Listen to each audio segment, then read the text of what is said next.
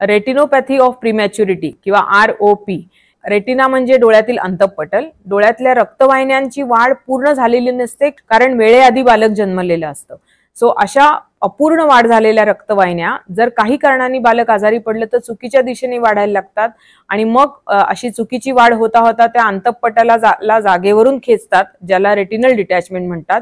टाळण्यासाठी आपण काय करू शकतो, तर मुख्यत्वे करून वेळीच या आजारासाठी तपासणी होणं आवश्यक असतं आणि ही तपासणी बाळ जन्मल्यापासून 1 महिना पूर्ण व्हायच्या आधी व्हायला हवी.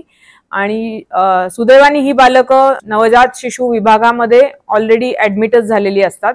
त्यामुळे अशा विभागामध्ये जाऊन स्पेशल कॅमेऱ्याच्या सहाय्याने यांच्या डोळ्यात औषध टाकून अंतःपटलाचा फोटो काढला जातो आणि मग एकदा जर का कळलं की याला गंभीर स्वरूपाचा आजार आहे तर त्या बालकाला 2 ते 3 दिवसाच्या आत उपचार होणं आवश्यक असतं.